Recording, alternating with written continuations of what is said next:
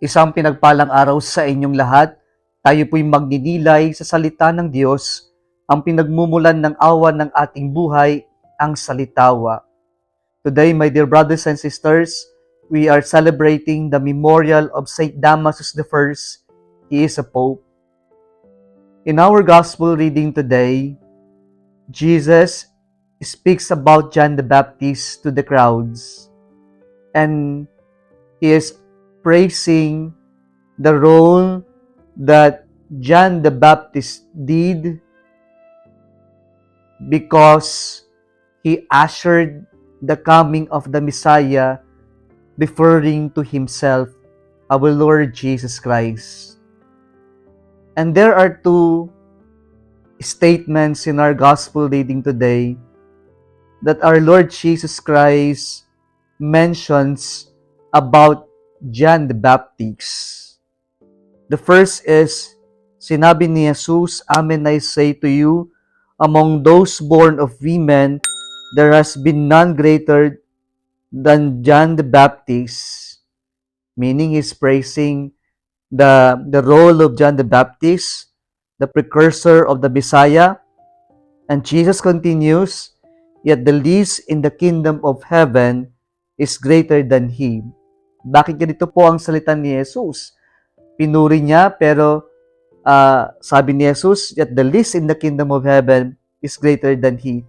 Meaning, si John the Baptist, siya yung naghanda sa pagdating ng Messiah, subalit hindi niya nasaksihan yung completion ng pagliligtas na ginawa ng Messiah, ng Panginoong Hesukristo, because he died before Jesus suffered, died on the cross, and resurrected.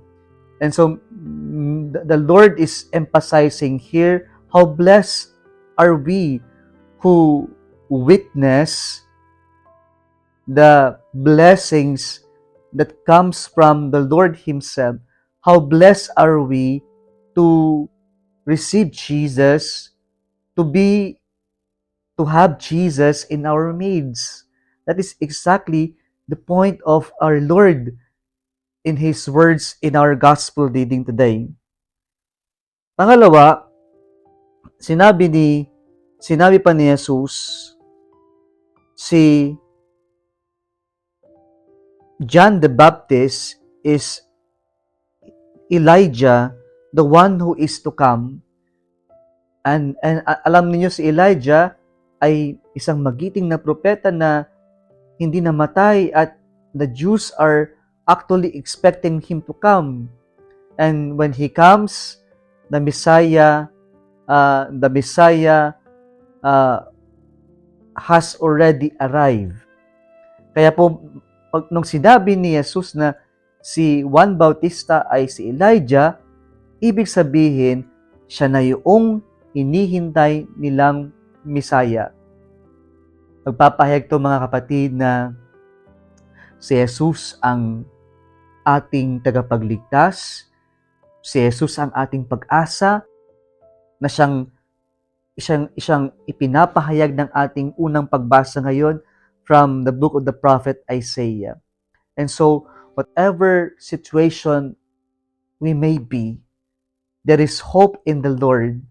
And since the Lord is in our midst, then whatever challenges that may come into our lives, we can overcome them because we have our Lord, to whom we anchor our hope.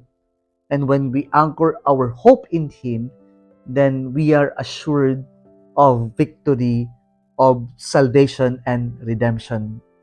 Kung nagustuhan mo ang video na ito, huwag kalimutang mag-like, i-share at mag-subscribe sa Salitawa Facebook page and YouTube channel. Muli, isang pinagpalang araw sa inyong lahat.